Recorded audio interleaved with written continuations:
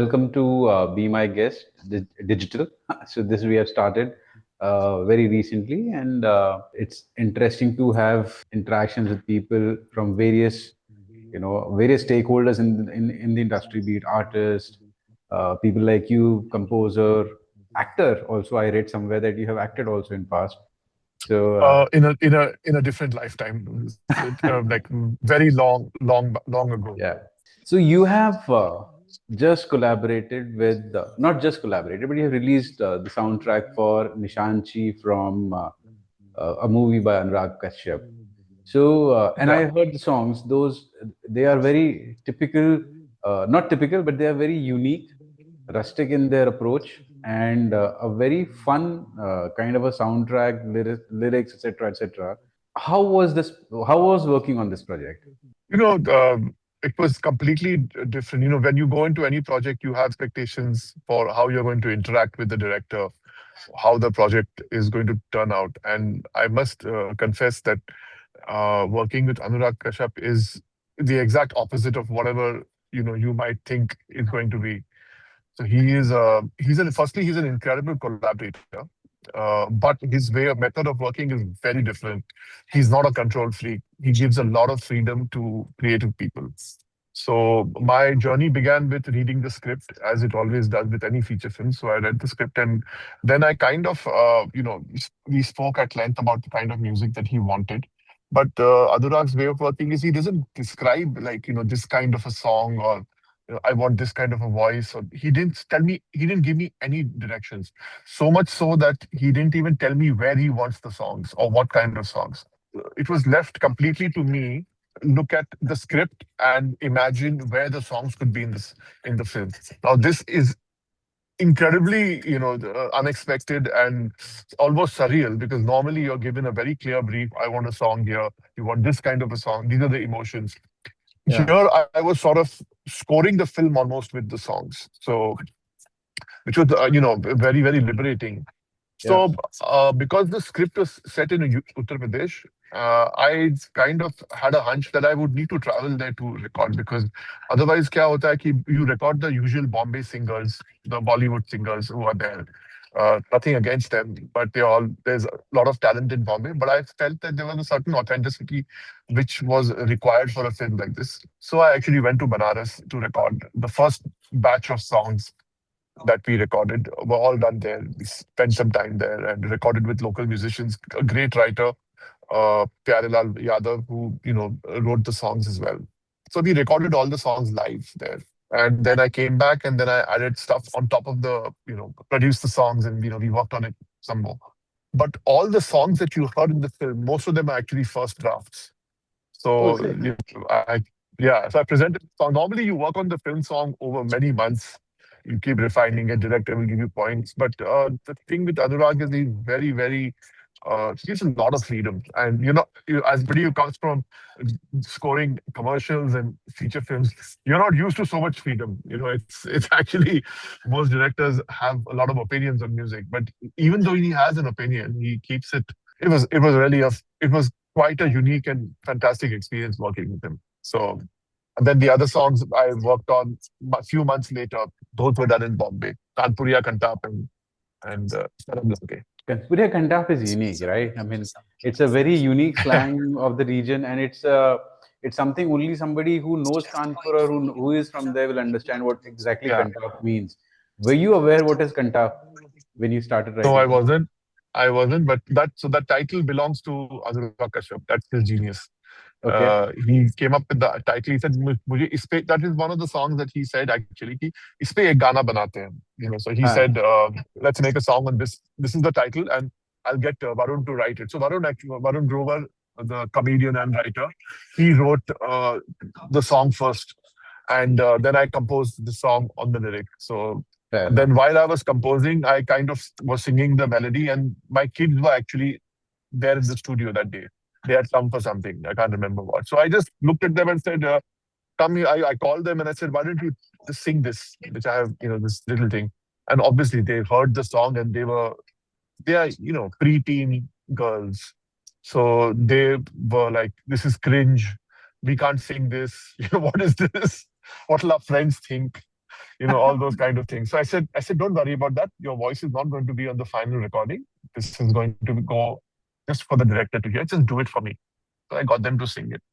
They loved it. Anurag loved it. Next Uh, thing I know, they've shot the song. They went and shot the song, and who, your kids have shot the those song, or Anurag shot the song?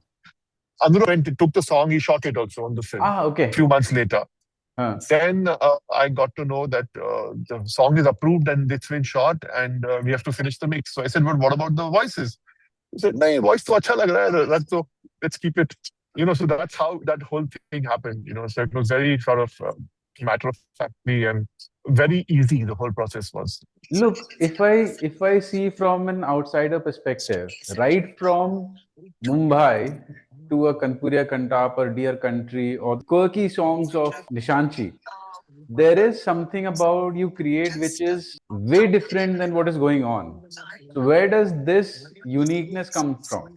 At that time, Mumbai was also unimaginable. Yeah, I think a lot of like with the creative process, you kind of react to the situation that you're put in. So one of the things that I must confess that I realized very early in my career is that since I had committed myself to doing advertising and film, is that you have to be a chameleon.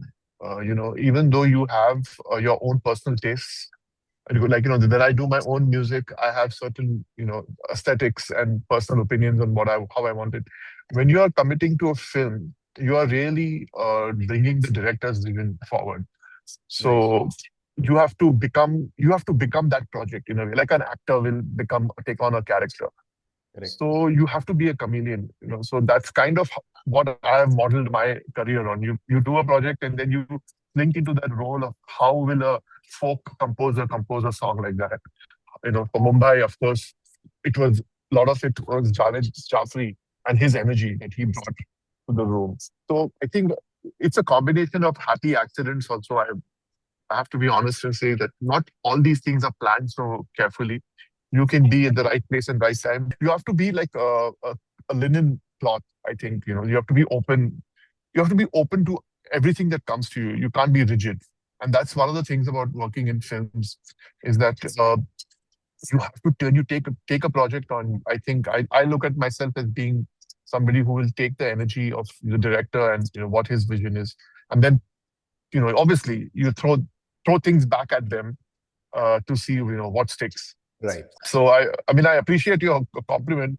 I don't have a straight answer, but this is the best answer I can come up with. I think it's pretty fair because creativity cannot have a straight answer. It possibly comes from experiences, it comes from situations, and you can't really pinpoint that this went right or this is how I proceed. Yeah, Otherwise, there is no creativity to it then, if there is a yeah. process. It's a nice analogy that you have just mentioned about being like a linen cloth. When you think about it, and when you Mhm. venture into your music making process, I also understand that you are doing something, you are looking to work on some of your independent projects too right now. So, Yes. from absorbing what comes to you to giving it a creative outlet through independent music, how does that work, and what are the projects that you're working on right now, if you can share with us?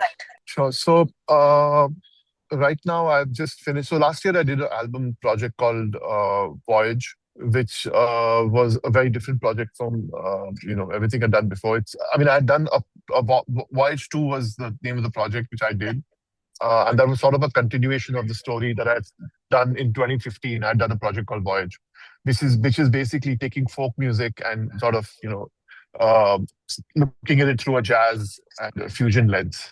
Yeah. So Voyage 2 was a continuation of that idea. That was the band that I was touring with as well. So I've kind of done a lot of different things, but there's one thing which has been nagging me for the last 20 years or so, which is, so I started my career as a singer. I was actually a singer before I became a composer. And I have sung in the past for movies, sang for Drona. I've sung songs. I've done various kinds of collaborations with Mame Khan and with, Master Salim for Coke Studio. But I've never done a solo project. So this coming project which I'm working on is going to be my solo singer, songwriter, producer, what you want to call it, everything in one, basically. It's my sort of music that I'm putting forward, but it's also a throwback project for me because I'm kind of taking influences that I grew up with, which is in the 1980s and 70s, 80s, 2000, 90s, those influences, which is a lot of it was pop music and rock music that we grew up listening to. But mixing it up with whatever is how I'm feeling right now, which is whatever the sound is right now. So it's a bit of a throwback. It's unabashedly pop. It's not jazz or it's not fusion, and that's kind of the genre that I'm playing with right now. So that's the palette, and all the songs that I've written so far. We finished almost 6, 7 songs now. So kind of readying it to start putting it out from early next year. Coming back to your recent film music that you have done, how different was the experience of working with John Abraham and his team uh, for Tehran as compared to what you have experienced with Anurag Kashyap and his team for Nishanchi?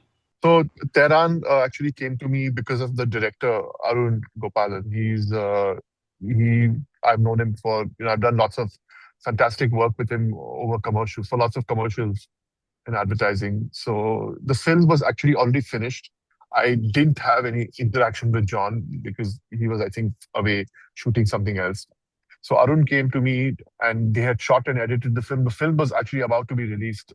This happened very, very last at the final stage. And he showed me a sequence where in the film, and he said, this is going to be the only song in the film. And he sort of had an idea of, putting a very sort of very cinematic, ethereal song and not like a typical action song. So that was really the brief to create something which is almost surreal and, like almost like a fantasy, like an ode. Again, I had just 1 or 2 days to finish the whole entire song and done very quickly over a day. Wrote it, produced it the next day and sent it off. Everyone who heard it loved it. And boom, it was done. So again, very, very smooth and fantastic experience. And so that way, I mean, I've been quite lucky actually to work with people who've been, very supportive and given a lot of freedom in doing what you really want to do. And also, I have to say that the song is also beautifully written by my wife, Ishita. She wrote it, so the lyrics play, and she's sitting here. She had a gun basically, next to me. So she's put a gun on my head and said, "You must mention my name." And You have that to. was that. Of course, you have to, yeah. You know, yeah, yeah. So look, as you as an individual, you are a music composer, singer-songwriter, kind of a 360-degree artist, a vocalist. When you create a song, what kind of artist do you think you are? Do you compose first and then write, or do you write first and then compose? See, I've done projects both ways. I like composing to lyrics. This is something I discovered about like maybe 8, 10 years ago. Generally speaking, you're always called to write a melody first, and then the writer will come in and write lyrics to your melody. But I think I for me now, as I've also done a lot of work, there's so much water under the bridge. I think there is a lot of merit in thinking of what you want to say first with the song, which is so. Therefore, what are the lyrics conveying, and using that as a jumping off point, as opposed to using music as a jumping off point, because sometimes what can happen is when you start off composing music, you tend to overcompensate because you don't have a lyrics. So you tend to overthink a melody or you oversing a melody, and you don't often need that because if you think about it, like a lot of hip hop music, for example, 90% of hip hop music starts with a lyric. So the writer will first write the lyric, and then half the battle is already won because you already have the concept of the song and you already know what you're going to say. Now the final, the sort of the last stage of that is really your delivery and what vibe you're going to bring and how you're going to say it. So, and as an artist, if you already have a way of communicating which is what you call your style or your genre or whatever, if that's already in place, then you are really not doing, or you don't have to do a lot, because the only thing you really need to focus on is what you want to communicate with your song, with your music. I like composing music first. I mean, I've done it before. I mean, of course, that is also, liberating in a way. But I think there is merit in, getting a beautifully written piece of lyric and just composing to that as well. As an individual, the way you have seen over many years now, you are a singer, songwriter, composer, vocalist. You have done movies, you have done advertisements, you have done a Blue Frog, for that matter, which is a place for performance and developing a culture. How do you think, back in times to now, what is what is happening, and which is progressive for the industry right now, and what could be done better? I think there are a lot of things that have happened. Blue Frog has been shut for 9 years now, and I think when we opened Blue Frog, which was around 2007, there was really no, like, the independent music scenes was almost non-existent. I think a lot of things happened that were catalysts in pushing that. Of course, a lot of people credit Blue Frog as being one of them. There was also a company called OML that came up, which was a management company. They did a lot of big festivals after that, and we were coincidentally in the same compound. So we were, at in Lower Parel. So I think there was a phenomenal energy of people who came together, and they kind of pushed the scene forward. Since then, the scene has exploded. So there's no doubt about it. Today, independent music has crossed film music in streaming revenue and listening audiences. And I think it will continue to grow. And there's also going to be a lot of cross pollination. So you'll see a lot of film songs coming from the independent scene, and independent artists also going, and performing all over the world. That is a big win for the Indian music industry. I think the biggest win for any artist to see is that India has never had a music industry. We had a film industry, and the music industry is to piggyback on the film industry. Yeah. But traditionally always the case. Now we are seeing actual music industry being formed of sounds and artists, and a lot of incredible regional music, like modern regional music and not folk music. Earlier, when you said regional music, you used to always think it was folk music, which was rightly so. Now there is hip hop music coming from South India. There's, like, fusion, and there's metal mixed with Carnatic music. There's so much of beautiful music coming from all over the country. So I think there's a lot of young talent. What do we need? I think we need venues. Number one, there are not enough venues. There's not enough venues in Bombay. That's always been the Achilles heel of the city. Response to that is, we all know the reason for that. The real estate in Bombay is unaffordable to run a business, because you need a large space to open a venue. And the only places then you can do that is basically very far or in the suburbs, which make it challenging for people to come to travel, because traveling is also a pain in the city. The second thing we need also is the rights basis, basically all your legal, what royalties and the rights and that entire infrastructure. That needs to be streamlined. That is a lot of it is in play, but the way it is kind of designed right now, musicians and singers and writers especially don't get their fair due. So there are systems that are followed in the West. Those systems need to be followed in India as well, strictly. So we have different systems that are followed outside, and India has its own way of conducting business especially in the creative business. So I think a lot of things can be improved, but I think those things will happen because eventually, when there is enough traction, I think generally those things get ironed out eventually. But I think it's already quite phenomenal. I mean, just look at the amount of festivals that are happening starting from this month itself. October, we're going into November, December, we're going into the season. There's so many great artists that are visiting India. I think there are a lot of positive things to talk about. So I think we are generally on a good track and a good trajectory.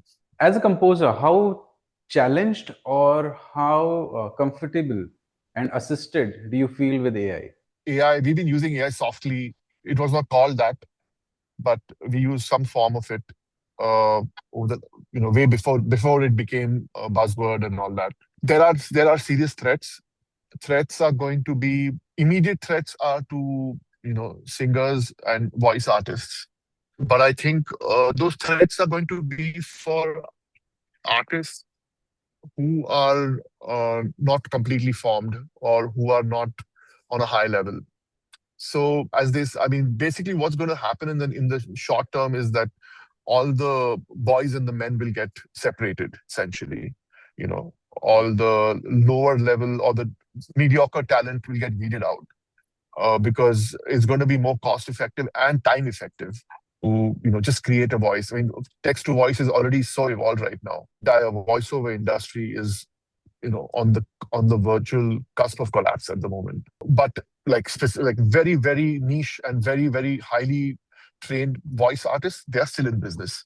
So if you want a specific sound, or if you want a specific voice, if you want a particular style of singing which only that person can do, they're irreplaceable. You're never going to get AI to do that yet. As of right now, it's still okay. But I think in 5 years' time, a lot of things are going to change.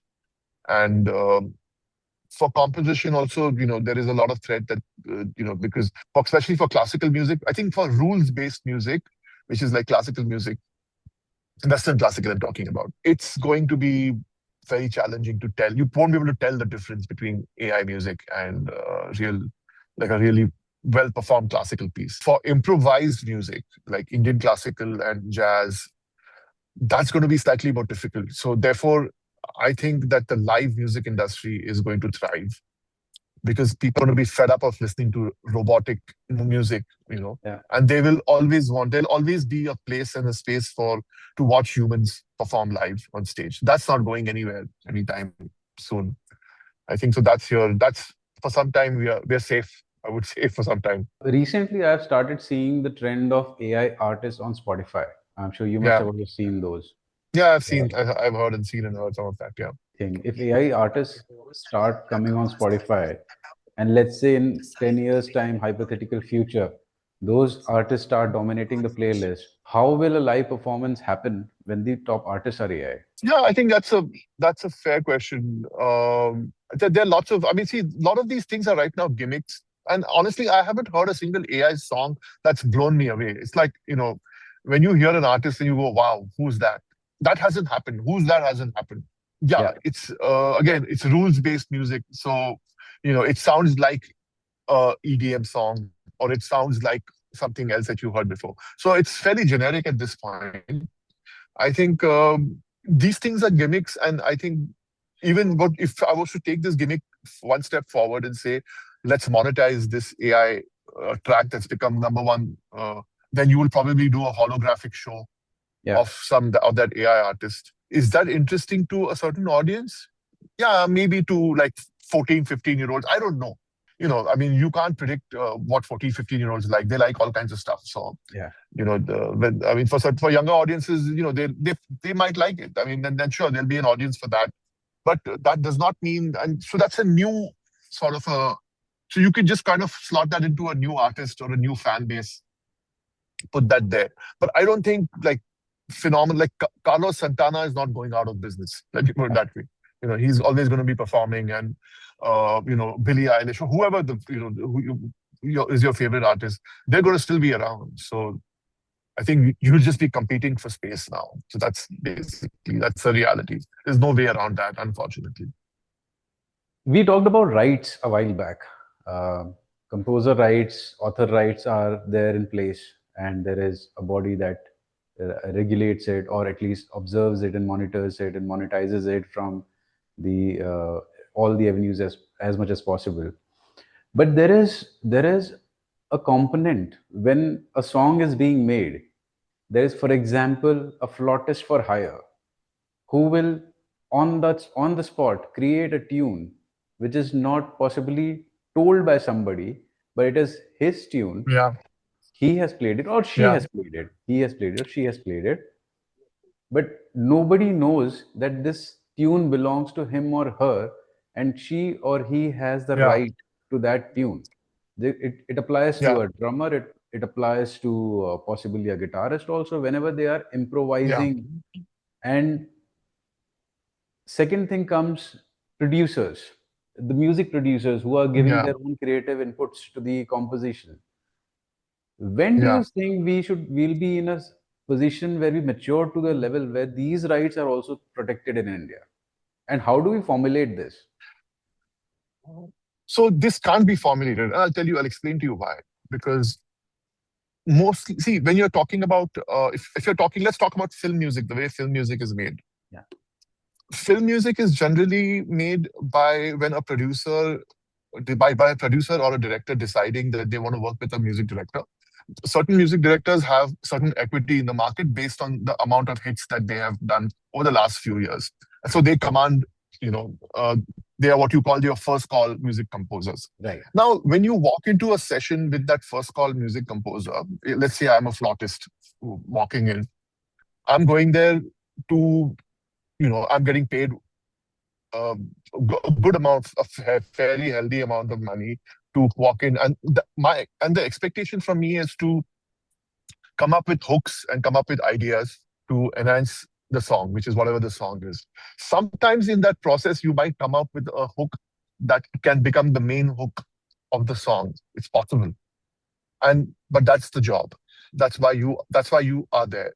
You're there just for that, because you are fantastic at improvising on the top of your head and coming up with stuff, and that's why you'll get paid that money.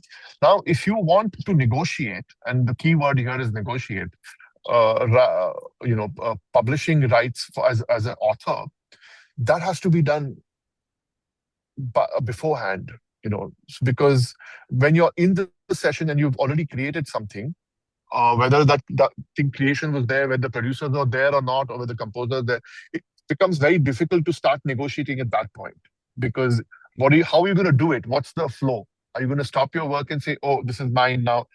It doesn't work like that, right? So a lot of these things, that's why in the West you have managers and you have lawyers and people like that. It's very structured business in the West. Sometimes, very often, and that can happen, that after the fact, after the recording is done, a lawyer or a manager will get in touch with the composers or the producer's lawyer man, and they can negotiate a term. So, I mean, there's a very famous saying in the West, right? You drop a word and you take a third. So basically, you take one third of rights for the song. So that's why in all of the pop songs that you see in the West, Justin Bieber and all these big artists, you see like 8, 9 names for the writers. So a lot of these people are in the room at the time when the songs are made. So there's a posse of people. There's like usually 5, 6 writers. Somebody is dropping one line, somebody is contributing another line, and it's a fair system. Yes, I agree. The systems are very fair in I would say not very fair, but fairer than, because it's the industry is a lot more evolved like that. So until we become fair people, everyone in the process, from the producer and the director and then the everybody is has a certain way of conducting themselves. Only then you'll see that change, but it's not going to happen overnight. It's very difficult. No, I agree with you. It can't happen overnight. I think even the composers and authors' rights didn't come overnight. It had to be fought for Yeah, a I while. mean, you have to see, again, you have to set these rules upfront. you Yeah. know hey buddy, if I'm going to contribute, I would like rights for this. Or the composer can come and tell them, say, hey, I'm working on a song, I don't have the idea yet, let's work on it together. I'll give you part of the publishing. The problem is in India, most of the composers don't even get an opportunity to keep their rights for the song itself, because the producer takes all the rights. So what are you negotiating really? Are you going to bring the producer in the picture? Producer is going to tell you, no way. I've hired you as a music director, so you manage. It's your job to manage all this. I'm not getting involved in this. That's generally how that conversation is going to go. So, it's complicated. But I think it's easier when you're writing your own music, like independent music, Yeah. because there are fewer. I mean, it's because then the decision makers are lesser, Correct. and you can conduct yourself with more ethically, I think. So on that note, when are we going to see your next album coming out? Soon, very, very soon. Early next year, hopefully. I'm going to start rolling them out as singles. That's what the plan is. This And is then, Voyage 2 you mentioned? Is it this no, this is a new project called Shokeen. Shokeen? So that's, yeah. Okay, wow. So Nice that's name. that's coming out, yeah, early next. Thank you. So this next year, early next year is when it's slotted to start rolling out. All right. Okay. So I think I've taken enough time of yours, Dhruv. Thank you so much for My taking time pleasure. out specifically while even driving to the office in the busy schedule of yours. And thank you so much for ma'am for just giving us a look and Yeah. say a hi. Um, Pleasure speaking with you on so many topics, and it's Likewise. very kind of knowledge session for me also. Thank you so much. Thank you. Thank you. Bye. Bye. Bye. Bye. Bye. Take care.